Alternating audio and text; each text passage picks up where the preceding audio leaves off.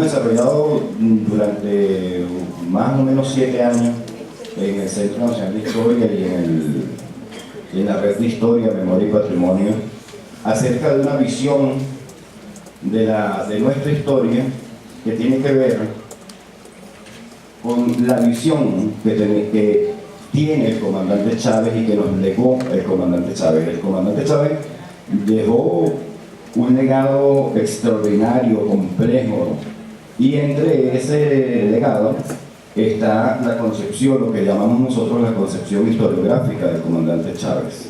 Es una concepción liberadora de la historia que se contrapone a la visión tradicional de la historia, convencional, incluso podríamos decir oficialista de la historia, porque la historia que nos legó el comandante Chávez es una historia insurgente, una manera de ver la historia, y en eso tiene que ver también con lo que mencionaba Rodolfo, que es comprender la historia, y la manera de ver la historia es parte de cómo vemos y cómo concebimos el mundo, y que en ese sentido la formación en el caso de nosotros en historia, pero de todos en pedagogía y de todos como seres humanos, esa formación que es la contraposición de visiones del mundo, tiene que ver con este asunto del debate historiográfico entre una historia tradicional, convencional, ideologizada e ideologizadora en el sentido marxista de la palabra, es decir, el ocultamiento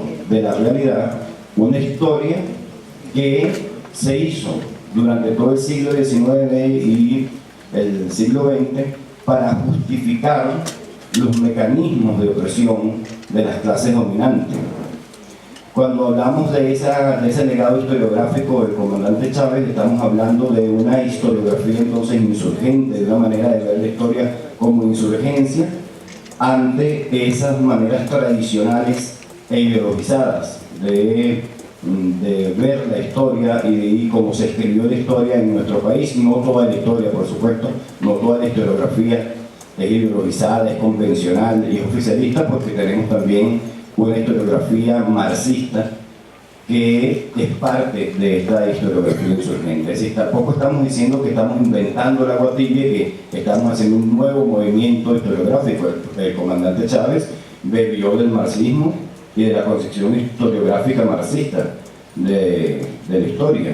Nosotros hemos tratado de sistematizar ese pensamiento historiográfico del comandante Chávez en algo que hemos denominado la historia insurgente, y que tiene dos elementos que yo creo que son básicos.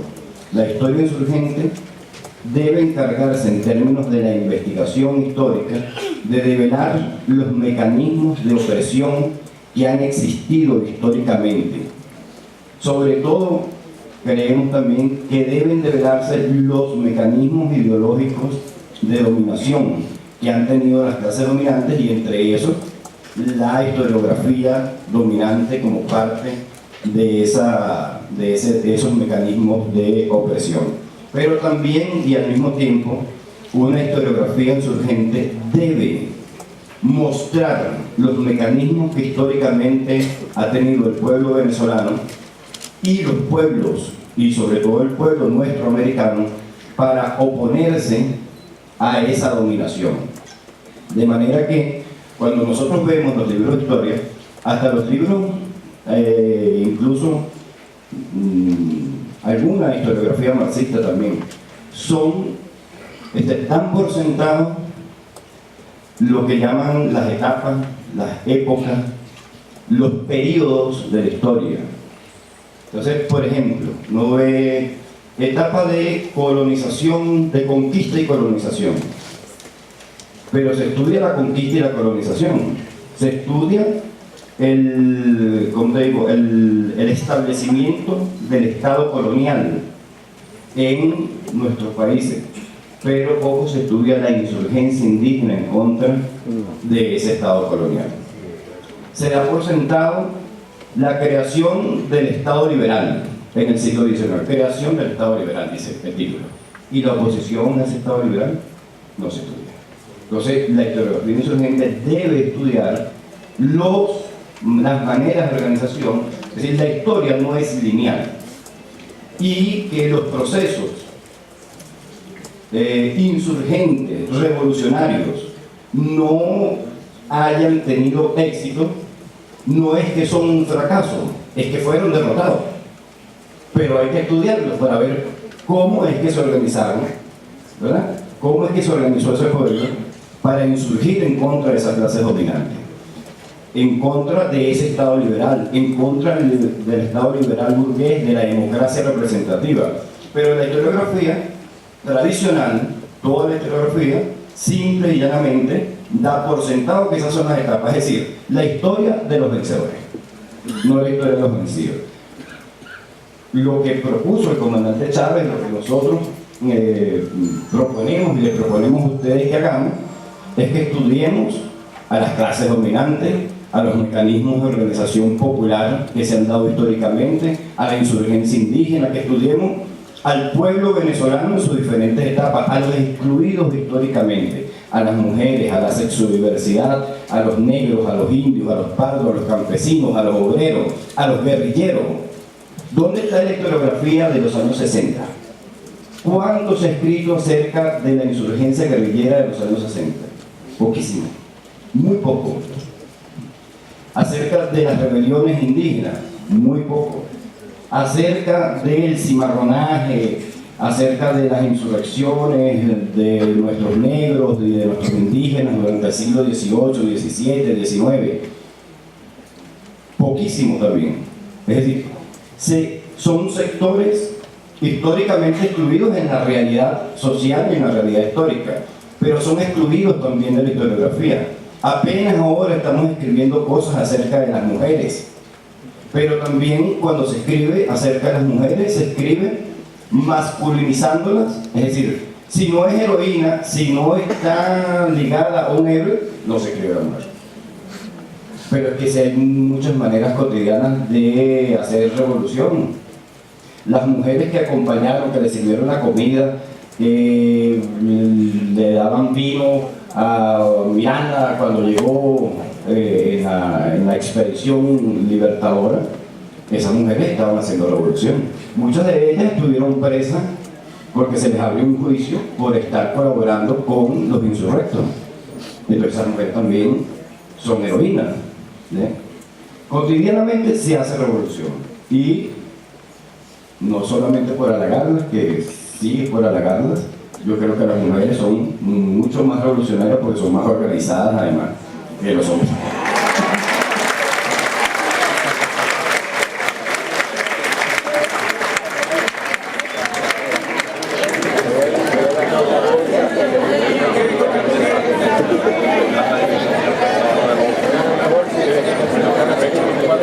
Ya los hombres se pusieron todos celosos, pero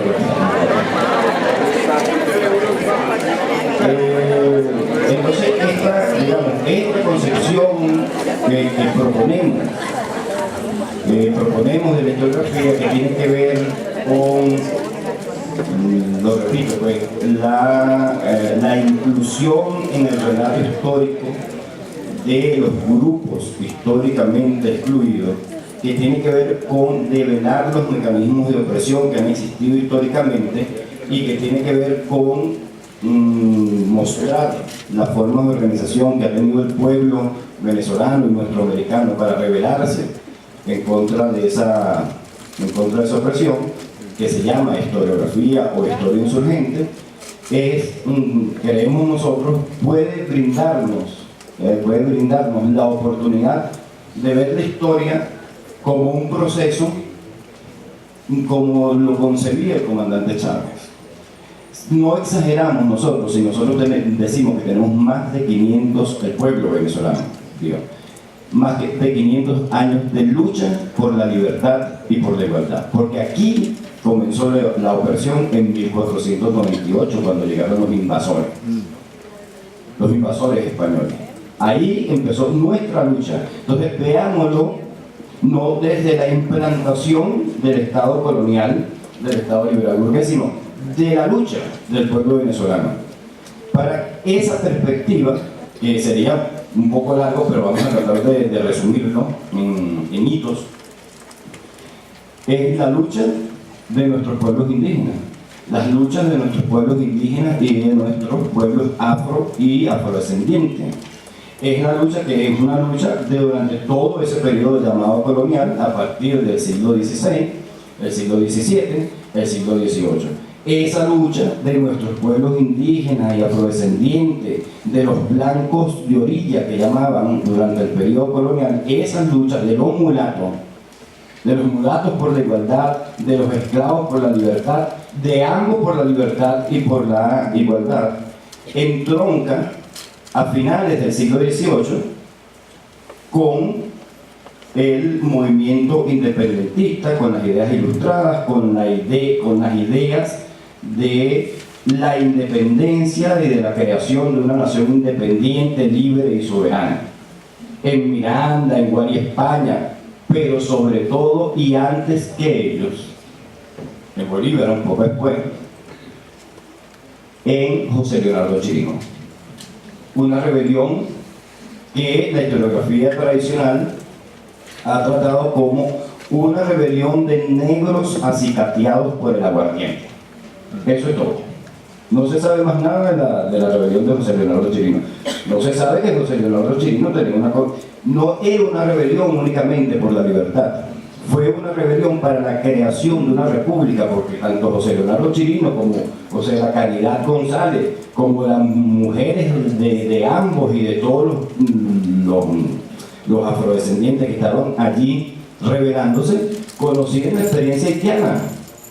José Leonardo hablaba patuá, hablaba francés, José de la Caridad González hablaba 5 idiomas.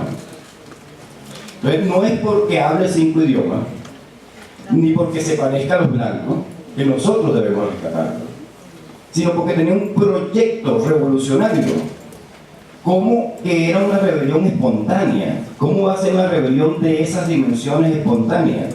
Para rebelarse en cualquier parte del mundo. Y para rebelarse en colectivo, tiene que haber un nivel mínimo de organización.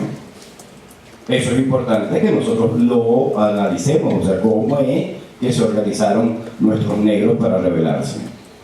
Entonces, la rebelión de José Leonardo Chirino, y después de esa rebelión, sí, se logra la independencia, el 19 de abril de 1810, en el 11 se introduce la Constitución,